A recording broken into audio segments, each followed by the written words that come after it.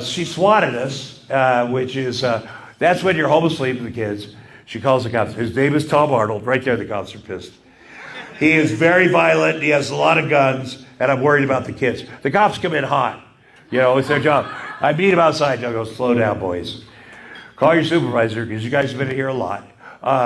The kids are asleep. It's a school night. I'm not waking them up. They're fine. You have to take the word for it. And I got no guns. And then the cops leave, and I'm like, kids, wake up. We got to hide the fucking guns now. For real. For real. Your mom is ruining everything. It's true. Hello, friends. Welcome to an October episode of Just a Couple of Guys.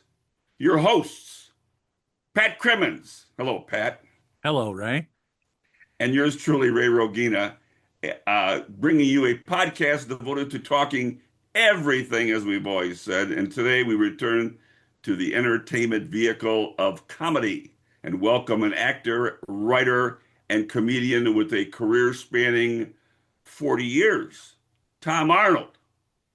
Tom will be performing at the Comedy Vault in Batavia on October 26th. That's a Sunday at 7:30 p.m. And Pat, this man is an entertainer with a strong resume and longevity. Your thoughts? Well, at your introduction, you said a variety of things, but you left off husband, and apparently he's been a husband yes, I did. Several times. Yes, I did.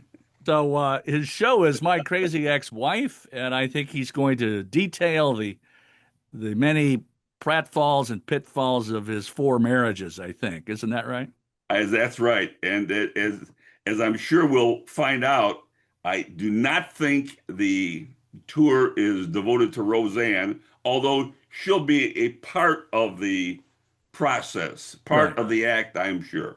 So in other words, even if you don't like Roseanne, you can still come to the show and enjoy it. I would hope so, because I think he has a lot to offer. The truth is, his resume, it really is strong. 150 or more films, and a laundry list of television that goes on. So he's a Midwesterner from Ottumwa, Iowa.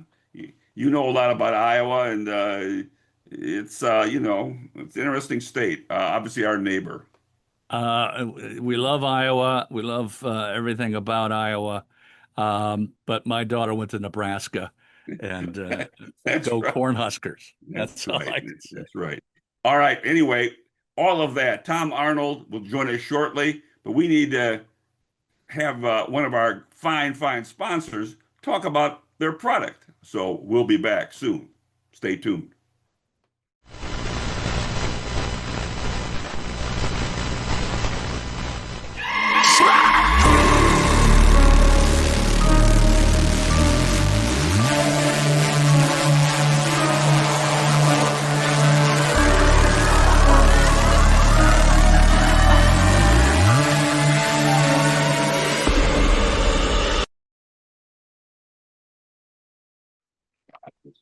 Well, we're back and very pleased to have with us today a known star comedian who's had 35 odd years of work in television and films, and we're just happy he's going to join us for a little bit today, and also coming to Batavia. We'll talk about that. Tom Arnold, welcome, Tom.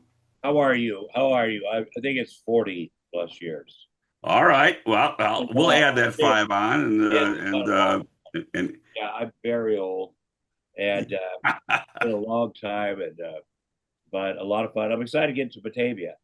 There's a Batavia, Iowa, that is next to where Roseanne and I had our farm. It's a cute little town. It's got a Dairy Queen. It's not as big as your Batavia, I'm guessing. But is that outside of Chicago? Am I right? Right. Yes, about 40 miles west, and in the Fox River Valley with a number of other small towns and a couple of bigger industrial towns that are on top and bottom, Aurora and Elgin. So, I know. Let's talk. Yeah. Let's talk about your area. Your time in Iowa, and specifically, you grew up in Ottumwa on good old Route 34, and you had some work at a meat packing plant. Talk to our audience about those early days in Iowa. I grew. There's a documentary series about my little sister called "The Queen of Meth." Yes, I was going to bring that up. Please. She was the biggest drug dealer in America, and people are like, "Was it embarrassing having your sister be a drug dealer?" And I'm like, "Now, when I was doing drugs, it wasn't embarrassing. It was pretty." But yeah, it's a small town factory. It's a very much a factory town. Um, people kind of do the same thing there. They work at maybe John Deere if they're lucky, or Hormel in my case. My grandpa had worked in the meat pack plant for 50 years. My dad, my uncle, everybody is a good job, had benefits. They broke the union eventually, but it when I was there, it had benefits and people. My goal is to get to the University of Iowa. If I get up on stage at the University of Iowa, I thought I'll be famous in 2 weeks. They gotta, that's I just gotta get there from Ottumwa to there, and then it's on. And um, because nobody in my town did want to be a television or where a comedian or whatever. And the reason I'm a single dad, my kids are 12 and 9. They're in there. I joke that I have 4 ex-wives, which is not a joke. It should be. And that you could have 3 ex-wives and still kind of go, women, right, buddy? Women. But if you have 4 ex-wives, you go, oh my gosh, it's me. And it is me. I haven't had a date in 8 years. I'm basing myself. But yeah, and people say I should date someone my own age. I'm like, number one, have you seen people my age? And number two, there's a lot of there are a lot of funny, smart, sexy 60-something women. But I'll tell you what they're not looking for. A guy that used to have a lot of money and now has 2 little kids. So so there's no rush on that. But I again had to pay my way through college, and people are like, I bet you're grateful your dad never gave you any money. And I'm like, I am not grateful. I wish you could paid for everything. I would deal with it. When I asked my dad if I could have $1, he would pull his pants pockets out and say, I got no money, Tommy. And when my son in there asked me if he could have $50, I pulled my pants pocket out. I got no money, son. And he's like, actually, you do, Dad. There's a pair of pants hanging in your bedroom, and there's $142 in the right front pocket and a knife, which means I got to hide my knife now. I just got a great knife.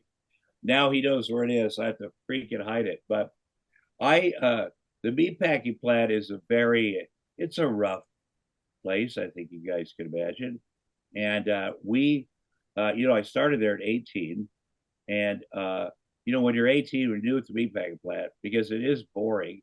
And there's no fights inside the meatpacking plant because of the knives, the sharpest knives you've ever. So the older guys would start get me into a fight with somebody. Cubbage over at Hambone says you're gay. I'm like, what?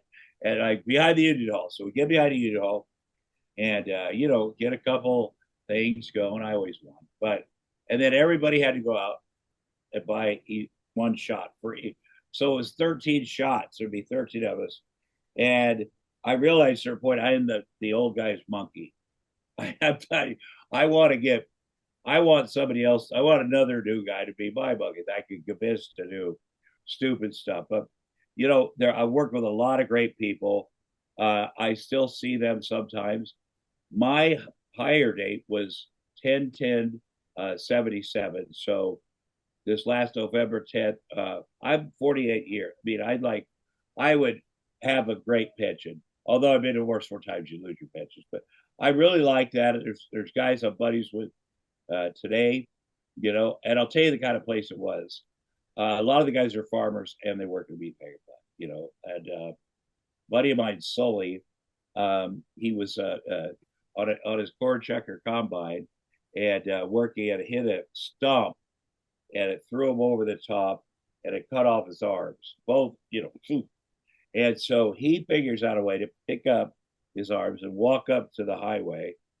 And a woman pulled over with a band, and he said, "Put some towels down. I don't want to get your blood all over your band."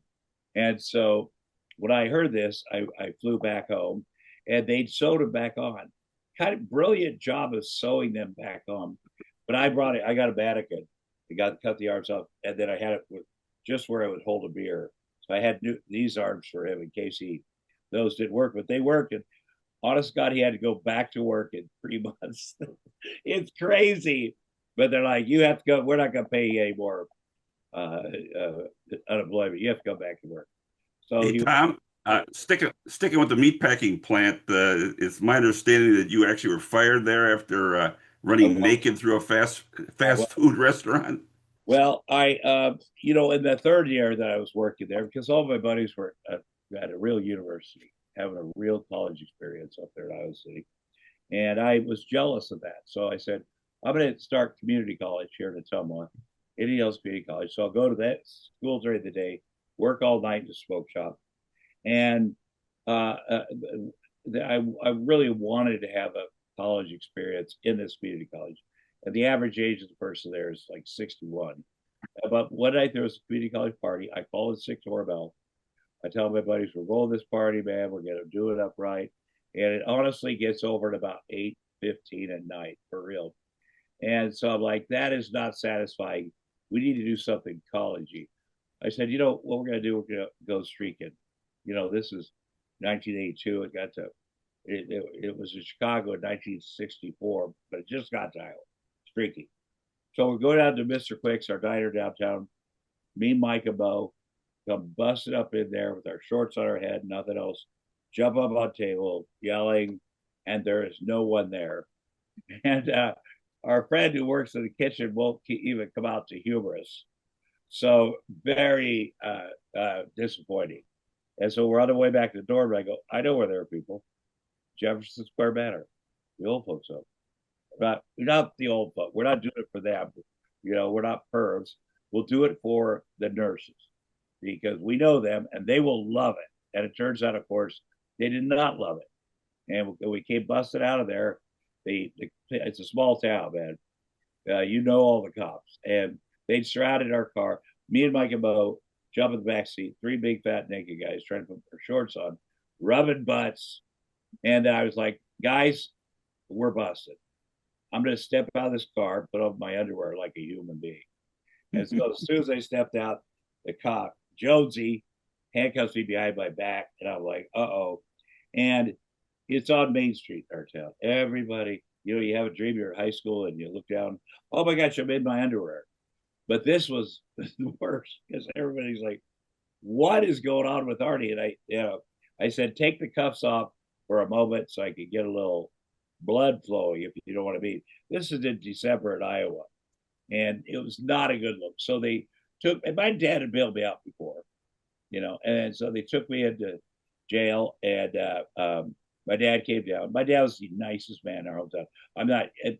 Ask anyone. I had kids that I went to high school with that came to shows this weekend, and they're like, you're crazy, but your dad was a gentleman, thoughtful, sweet. He was head of the Catholic Society, head of Chamber of Commerce. And then he had these idiot kids. And so he came down again and he's like, Tommy, Sheriff Irwin said that you and Mike and Mo ran naked to the old folks home. I mean, you've done some crazy stuff. But that is despicable behavior.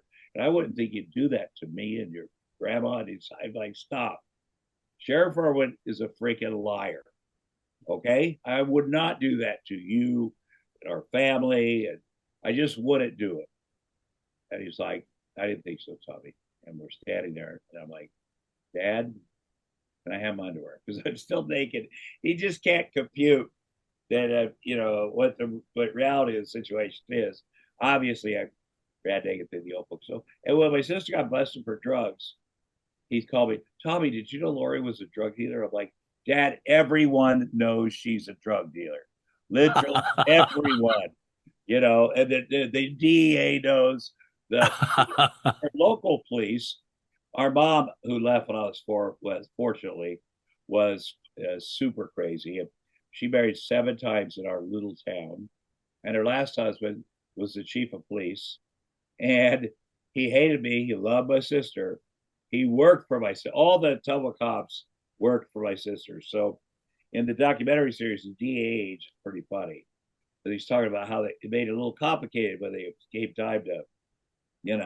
I was gonna ask you if I might, Tom, who made Ottumwa more famous, Radar O'Reilly or you? But quite obviously, it was you. and your sister, right? Yeah. Well, Ray O'Reilly is a fictional character. I don't know. Right. But him being from Iowa meant so much to me watching, growing up in that show, watching it. Any connection to Ottumwa, Iowa. I think Jerry Lewis played a guy in a movie once who was from Ottumwa, Iowa. And that's such a big thing to where we come from. We had a Miss Universe. I think this might be right. Miss America and Miss Universe. Right before I was born. I'm spacing out her name, but she's still alive. So the idea of having a beauty queen from that town, legitimate. I mean, I was always like, Dad, why didn't you marry her? Why didn't you? She would have been perfect as a mom. Something about the water. Yeah. Let me take you, your career spans 40 years, as you've said, but you've gone back to Ottumwa, have you not? You started a workshop, a scholarship at the community college. Tell us a little bit about that. Well, I mean, that community college really changed my life because, again, I went from just being a factory worker to being a factory worker who was a college student. So that psychologically, that was very helpful. By the way, I got fired from Hormel because of the public nudity thing. So, an example of how great my town is, I got fired from Hormel. I hadn't saved enough money for college. Came up with this idea where I'd walk 20 miles, 21 miles in my underwear from here to there in underwear, from Albany, Iowa to Ottumwa, Iowa. And people could sponsor. And again, in the middle of winter, people could sponsor. And the town, the Southeast side, they just took to it. They supported me. And my buddy, Jim Dewey's dad had a car dealership. So he had bands. And we had all the sponsors on all the sides of like NASCAR. And then I did the walk. And it was the first time I was in the New York Times and the National Enquirer because this college kid was out there in the middle of winter walking, and so it was a good idea. But the community has always been very good to me. So when you get successful, they give back, and I've given out hundreds of scholarships. And what I do is have an essay. I'll give a theme every year. I also learned a lot about people. I'll say, what was a darkest day you overcame, or this year's about the Centennial. No, is it? I don't know what it was called. 250 years. Yeah, and because I remember well the 200. I remember when America turned 200 because my neighborhood went ape shit. My parents, I was 15, I think. Parents were going nuts. So the kids, of course, we went super nuts. We were driving their cars, and people were shooting guns in Iowa, and just all of a sudden people went nuts. It meant a lot to everybody. So I'm not sure this time is going to be, considering the present administration. I'm not sure, but we always love to celebrate America. And so, yeah, that I've got the sports arena and Ottumwa at the college has Tom Arnold's name on it, which is a big honor. You have to donate them. I mean, people are like, hey, man, they must really like you.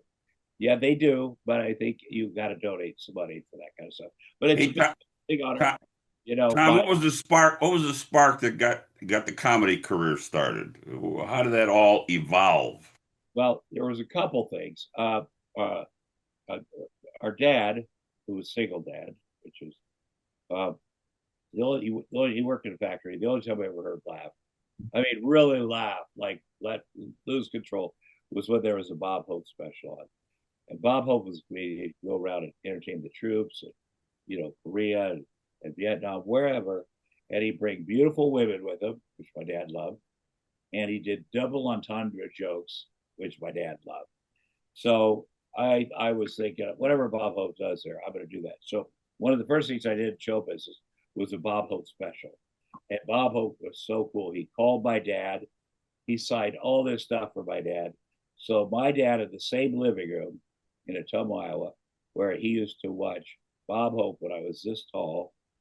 It now sees Bob Hope standing next to his son on TV. So that's a pretty magical thing. And once that happened, I had no more goals. But you know, it's that was definitely smart. I also wanted people to like me.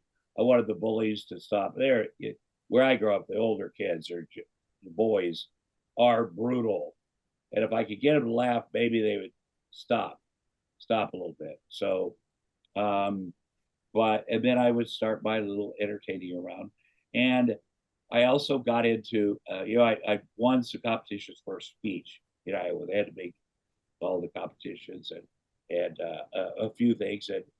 And I'd always thought about acting because my grandma was the head of the Ottumwa Community Players, the local theater. I have her trophies right there, and Wow. I loved hanging out with my grandma. My grandma saved my life. I did have mom, and so I'd go anywhere, hang out with her. And I got cast as one of the kids in The King and I, our local production. And I don't know if I was 4 or 5. And the woman in our town that played Anna, Mrs. Bickford, was the most beautiful woman in our town. And after the show was over, I had my program and I went up and asked her to please sign it. And she did, she was touched, and she kissed me on top of the head. And I remember that feeling like, if that's what you get from acting, I am all in. I'm all in. And then in high school, I played football. You didn't have to play football. You did one or the other. And there was a woman, Jane Gar, blonde. She kind of wore a low cut, a voluptuous woman. And she said to me, "You could do it. I've seen you do the speech stuff. You could do the drama stuff. I want you to do it." And she really believed in me. And so I started doing that because I had a crush on her. Like, if you don't have a mom, you're like, wow, this woman. But she genuinely believed in me. Years later at the Sundance Film Festival, Daniel Day-Lewis brought the teacher that inspired him, and I brought Jane Gar, because there are people that maybe momentary, but there are people that are helpful. And, I had a chaotic home life, whatever, but there are people that inspired me to be better. Sure. So God damn it, son. We're on the way to school. I go, "Do you know what 69 is?" Because all his buddies are something 69. "Do you know what 69 is?" He's like, "No." I go, "It's a sexual thing. Do you want to know what it is?" He's like, "No." My daughter leads us back. "I do, Dad." "Okay. Well, okay, it's like this. Two people are very, very much in love. They've been married a long time. And they're in their PJs, and one stands on their head, and she's like, "Did you and Bob do that?" I just about threw up. There's no right answer. Oh, yeah. We did it. We did not. We did it. So you have comedy as kind of a survival tool to get through life in Ottumwa. You get into acting, you like it, you're getting some attention. But it's my understanding, as it relates at least to Roseanne, let's get into that a little bit. You started off as a writer. So when did you start writing, and how did that become a thing? Well, when I was 23, I was living in Minneapolis. I moved there from Iowa. They had 5 comedy clubs, so a lot of opportunities. I mean, I still had to work a job, but as a bouncer or whatever. But I love comedy. And I think back then, how much I loved it and how much I put up with for no money, sleeping on people's couches, whatever. But I loved it. I loved it. And the club owner went to Denver and saw a woman, and he came back. So I saw a woman in Denver. It was so funny. And this before Roseanne was famous. And you two will hit it off. She's flying in. You're going to do the next weekend together.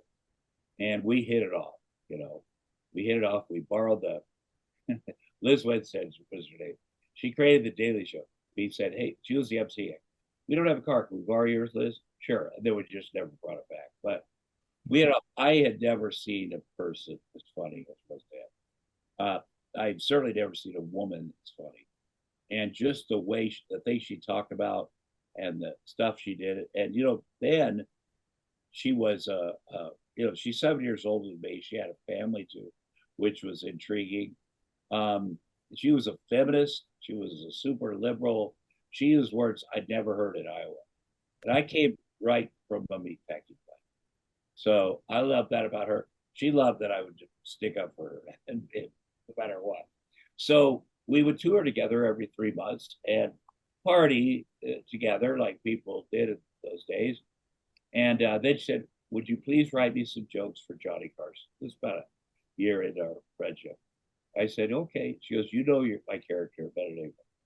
So I'm like, "Okay." So I started writing jokes for Johnny Carson. And to see a joke you wrote, you're in bed, back in Minneapolis with your friends watching, and Roseanne does a joke I wrote on Johnny Carson, is incredibly satisfying. And so I guess I was a comedian, now I'm a writer. That's a. She did have me come out in '87 to play her dream husband on her HBO special. Her regular husband was on it too. It was at the end of their relationship, but what an honor to do that. Then she said, "I got a show. I'd love for you to play the husband on my show, Roseanne." And I was like, "I don't know if I'm not up to that. I bet they get better. Maybe one day." And they said, "Well, you got to write the show because you know my character very well." I go, "That's what I'll do." So I had this great opportunity to produce and write a show that was the #1 show right out of the right out of the gate. And I knew, my thing was it's her show. She knows what she wants. I need to facilitate that. And one of the things I did is I hired a bunch of my buddies who were stand-up comedians, Norm McDonald, I hired a guy named Drake Sater. I had a whole bunch of guys that I knew were funny and had different points of view, and women. And then I taught them, here's how you write a script. Here's the form of writing a sitcom script. First act, cold open, whatever. Because you can teach the form to anybody, but you can't teach people to be funny. So I had 12 of my guys, and then there's the other executive producer, very good guy, but been in Hollywood a while. He produced Moonlighting stuff. I respected him though, so he got to hire eight or 10 guys of old Hollywood guys. I call them old, but they probably weren't that old. And it was just a great mix. It really worked. And again, my thing was when there was conflict on the show, it was early on that because she didn't get created by credit on her own show, on a show called Roseanne. She built, it was her life. They screwed her over on that. So once that happened, nothing was going to satisfy her. But the guys I think that originally were working on the show were a little elitist, Harvard guys and stuff. And my thing was, it's her show and her idea was whatever it is. I mean, I was a buffer sometimes when if I wouldn't give anybody an idea that I thought was bad, and she did have some bad ideas. Then those guys had to go. So we had to, and I'd say, listen, I know I haven't been doing this job long. I know I'll learn to have more finesse, but if you don't do what she says, I'm going to throw you out the window. For real. Like I don't know how else to put it, but I also know that she is right. And this is her show, and she knows what's good and funny. And I want it to be a success for all of us. So, yeah, I did that for 6 years. On the year 2, the other writers were like, you got to act on the show, Tom, because people know you and Roseanne are a couple. And so I'm like, okay, let's write a part. And my character name was Arnie Thomas, very creative. And I have to tell you that was the most stressful thing ever because they'd written a part that was where I danced friend, I committed, I kissed Roseanne. Everybody's trying to figure out what I meant by that, whatever. So it wasn't like just you're sitting there playing cards. And I was very nervous. And I was not doing well. And one of the guys from the network said, you got to don't make him do this because, this will, this will be killer for Kevin as male. His male pride will never survive this. He's going to be emasculated. And I was nervous. So the night before the network broke. And Roseanne went home, and she gave me a note that I'll always home because I was nervous. Something was nervous. You walk into balls first because that's your. And that little bit of that thing really helped me. And then the network run through it. Leave the guys who were haters like, shocked he got it. But if I had failed that, I would never would have back.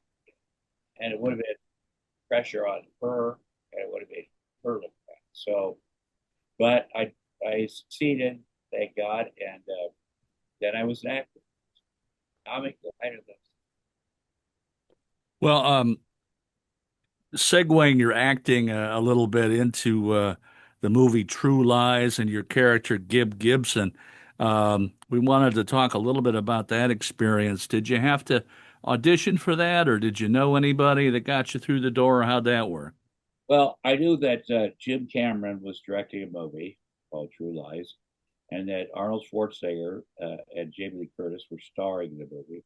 They were looking for the third guy, and I knew real actors were meeting for this part. I could think of a whole bunch of them that were. There's no way I was going to get it. No way. And then my agent called one day and said, Jim Cameron wants to meet you for True Lives. And I said, that's bull, and you know it. It's a mercy meeting. And Hollywood had these meetings where it was called William Morris then, but whatever. They'll call Cameron's office and say, we know you're not going to cast him. But would you please meet with him? Because we're afraid he's going to leave the agency. He thinks we haven't done enough for him. So I said, I have a little self-esteem. I'm not going to go. And then later the day, I'm like, I want to meet James Cameron. I love the Terminator. He is so talented. This is my only chance probably to ever meet him. So I'm like, I'm going to go over there. So I went over to his office. And, he's not like other directors. He's a 6'3" raw boned Canadian who's done every job in the business, from building sets to distressing furniture to light, sound, driving trucks, and he's on his fifth wife. So he's an inspiration, and his fifth marriage is going great. So seems to be a running theme through your life here, Tom. Yeah, it is. I think his fifth wife was also his third wife. So and I think you should get divorced from someone before you marry, because you really don't know who you're marrying until you get divorced from them. They may want to kill you, but so we're sitting there and we talk a little bit. Then he's like, okay, go ahead and do the audition scene. I'm like, I didn't even read it. He's like, what? I go, because I know I'm not getting the movie. So it seems like it'll hurt less if I don't even try. And he's like, oh, well, read it to me one time. It's 3 pages. So I read him this 3-page scene, and he's like, okay. And he yells, get Arnold down here. And I didn't know Arnold Schwarzenegger was in the loft right up above us. And all of a sudden we see Arnold Schwarzenegger walking down the stairs. And Jim said he cast me because while we were watching Arnold, they said, I can take him. That guy thing. It wouldn't be easy. Have to hit him up. But anyway, Arnold comes up. We do it together one time. Jim's like, that's it. You got the part. That is perfect. But don't tell anyone for 2 weeks. I'm like, I swear to God, I won't tell anyone the best news of my life for 2 weeks. You can count on me. Right now, I'm going to go out to my car and make some calls. And I called everyone I grew up with that I have. Everybody. Nobody believes me. My own wife thinks I'm back on drugs. And that night from my mirror, I'm like, whoa, that was weird that he asked me to wait 2 weeks. I wonder, maybe it didn't happen. Maybe And the reason he asked me to wait 2 weeks, he didn't want to tell me after the movie came out. But he had to go from our meeting with Arnold and him up to the top of the Fox Tower there in Century City. It's a Die Hard building. You've seen the movie Die Hard. On the top floor, by the way, True Lies is the most expensive movie ever made. There is a lot on the line. He goes up there, the board of directors, the CEO, the president of film, and he comes in there. He goes, great news! I found the third guy, and we could start filming True Lies. And they're like, that is great news, Kevin. Who is it? He's like, it's Tom Arnold. They're like, wow, that is horrible news, Jim Cameron. He's like, why do you say that? And they're like, don't you read the tabloids? He's a crazy person. And Jim's like, no, I don't read tabloids, but I wrote this movie and he is the guy.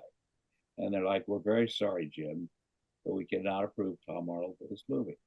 And Jim's like, no, I'm the one that's sorry because I really wanted to make the movie here with you guys. And I'm drive down the freaking street and make it at Paramount.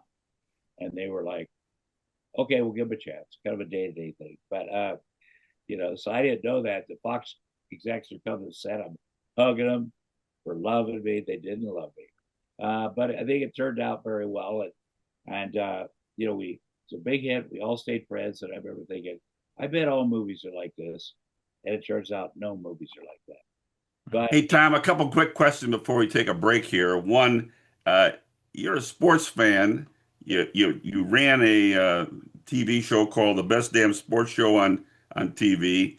You're a neighbor for a while with Shaquille O'Neal. How about combining some of that? Tell us a few stories and your love for sports. well, I mean, sports. Getting paid to talk about sports is the best thing that's ever happened to me because I'd talk about sports anyway. And I'd be sitting there, and my heroes would be here and here. Ernie Banks, Willie Mays sitting with me, or I'd be playing football with Joe Montana, or doing a bicycle race with Lance Armstrong. They wanted me to ask him if he was doping up. I said, I'm not asking that. He's a cat, and I don't care.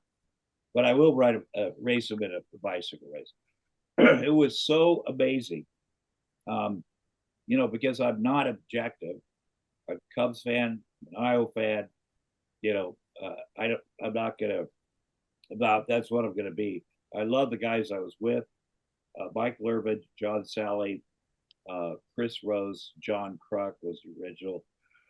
Really like them, and again, the idea where you talk about sports and you get paid, and we got to travel all over, and we every World Series and Super Bowl, and just going into a town like Chicago, and just going there. And when we went to Chicago for doing a thing with the Cubs, my sister was in prison. It's her second prison. Her first prison was the Martha Stewart prison. It was a prison camp. It was very nice in West Virginia. And I used to go there, and you'd have no more self-esteem than going into a women's prison because they are happy to see you.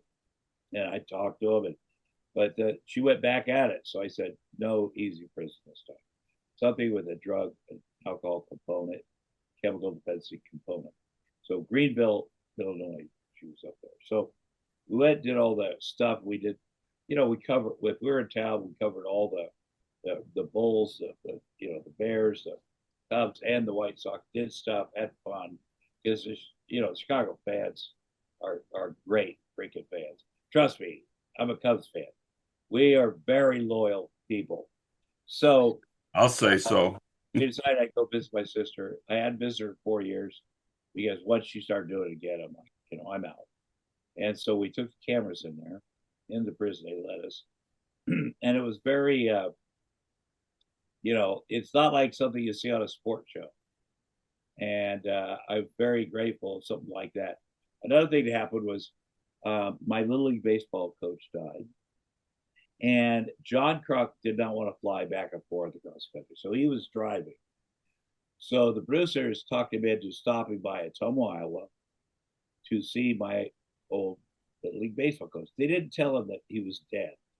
So he walked into a room with, which is a wake. And, John Kruk is queasy on stuff. But then the sons led him over to the casket and talk about, oh my God, my dad, we're so impressed to you're here. And it was, but that's something that we did on that show. And, very funny to me. And she made everybody feel good. Having John Kruk come up there to the, And then Tom, in 2022, you had a health setback, and we were wondering about how's your health now and any lifestyle changes. It's good. I had 5.5 years ago, I had organ failure. I got COVID and influenza B, one of the first people in LA County. And it was very bad. It was a very bad situation. And, but I recovered quickly, by the grace of God.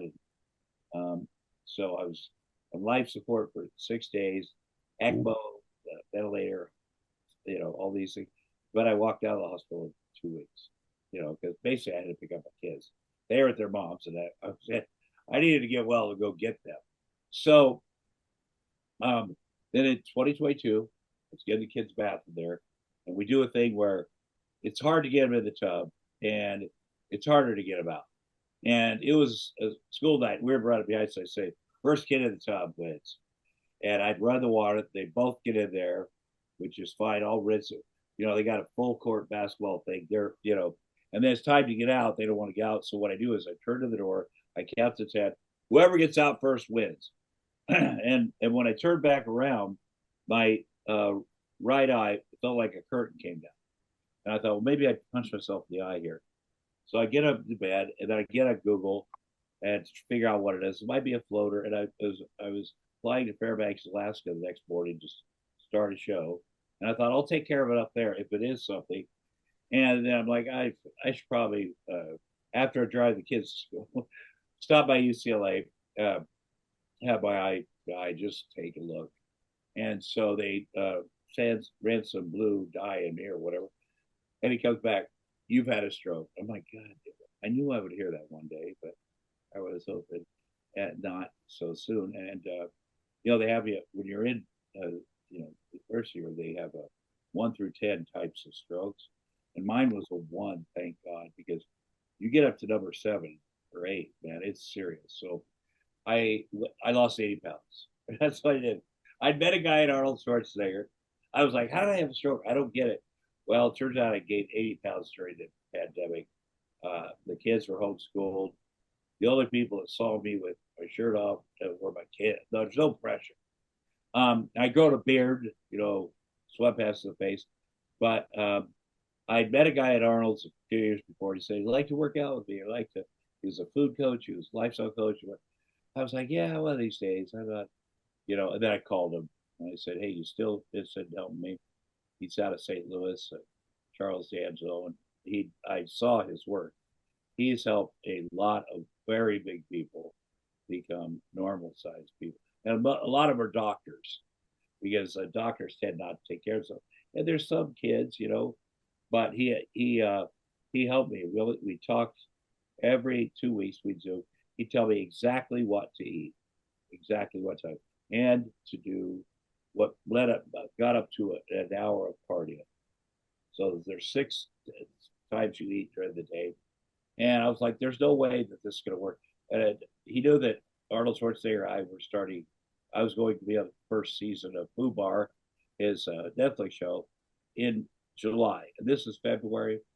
There's no way I'm losing 80 pounds there's just no way. But I'm going to take a leap of faith and see what happened. And then I remember around May, I'm like, holy hell, this is really working.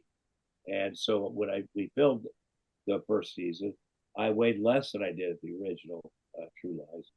So, the blood thinners are helpful. That stuff, being aware, I changed a lot of things in my life. It's not always perfect. Sometimes I eat stuff I shouldn't eat, and but it was a big thing for me. And half my vision came back, and but it's permanent. But I do know friends that have had strokes, and man, we're happy to hear that, and we're going to talk some more and get talking about this tour you're taking, and we're going to do all of that after a small break. Tom Arnold will be back with us in just a moment. You stay tuned.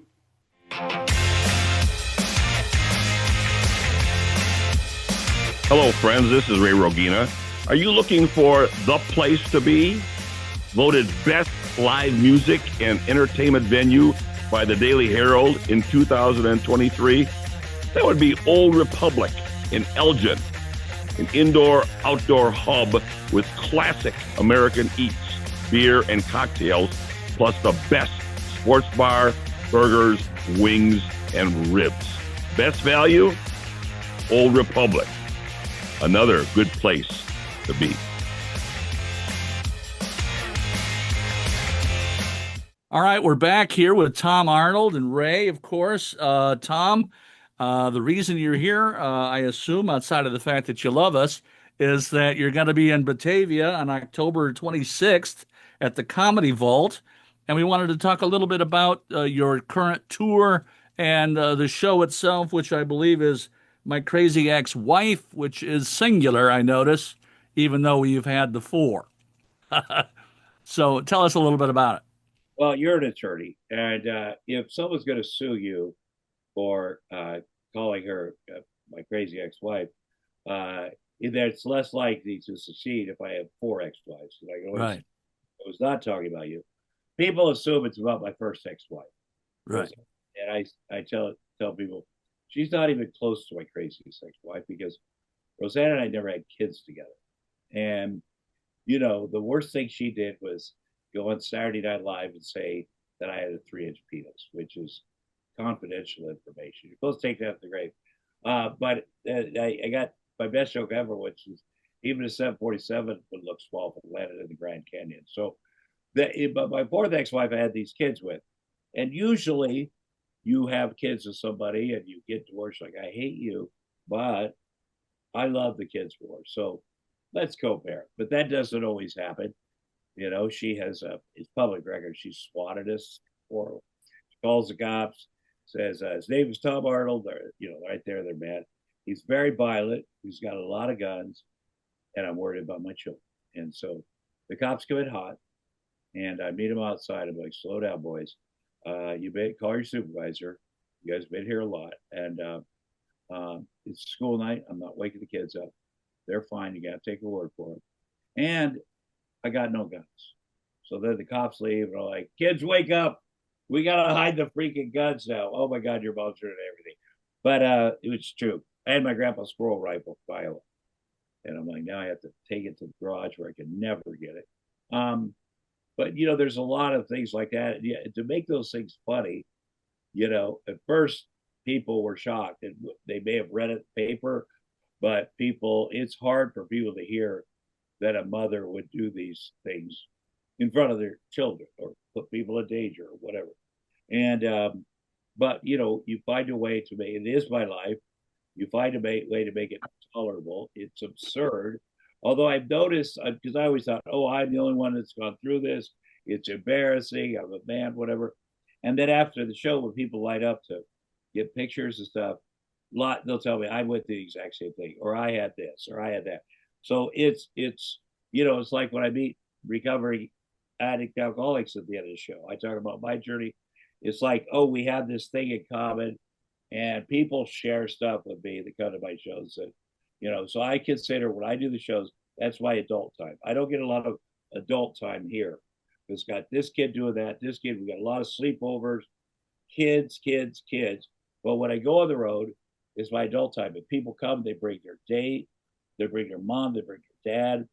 They remind me of movies I'd forgotten I'd done. They tell me what it meant to them, and it's an incredible honor to spend time with these guys. And I always think, if you're going to do it, you got to do it. Like I am out there to do that and to spend time with people. So very lucky. Tom, one last question before we go, let you go here, and that is, what can our audience expect as far as Tom Arnold, beside your tour, any other projects, any films, any TV appearances that you may be making down the line? Well, I do. There will be TV appearances. I directed my first movie this spring. It's called The Breakup Bill, and we're having our first big screening tonight to show it to the buyers or whatever you call it. And I did not intend on directing the movie. I directed stuff in television a long time ago, but we were supposed to. I need the money. I was going to act it. I need the money, and we're supposed to start in January.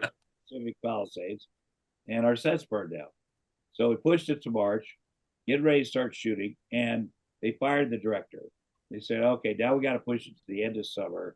And I go, no, I'll tell you what, you keep it on track. I will direct this movie. And like, oh my gosh, would you? And it was so easy because they already set up a great crew that was, from Yellowstone. They're on a break with those working for that man. Just the best. People stepped up, and it was low budget. We got good actors and really good people, and it was fun. We filmed with the motion picture television home campus out in Calabasas, where they're like, I'd be shooting, and a cinematographer who's 93, who's done a million things, would walk up to me and say, "What lens are you using?" I'm like, "I have no idea. What should I use? Like 6 or a 4?" I'm like, "That's what I'm gonna do." And he would sit there and talk to me the whole time. And we had actresses that have been in things you would recognize. They're just living out there. put them in a movie. I mean, it's also a beautiful place, and it's hopeful for me to see. Okay, this is where I'll be. Yeah, this is not so bad. So yeah, there's that. So very lucky. Well, we look forward to seeing you here in the Fox River Valley a week from Sunday, October 26th, 7:30 at the Comedy Vault in Batavia. And for our audience, you're looking for tickets, at www.comedyvaultbatavia.com. All the information about tickets to see Tom Arnold. And Tom, thank you so much for taking time to join us today. We really, truly appreciate it. Thank you very, very much, Tom. Thank you. Tom Arnold. Pat and I'll be back for some closing comments in just a moment. You stay tuned. You may hear about this in the news. He signed up for a Fortnite account. I don't know if you have to be a little older, so he used my fucking email that has my fucking name in it. And he got kicked off Fortnite. And he comes in, Daddy, I got kicked off Fortnite. I go, that's for the best. He goes, I go, what account? You open up an account? I did it on your email. God damn it. What was your gamer handle? Diddy Party 69. I swear, I'm not joking.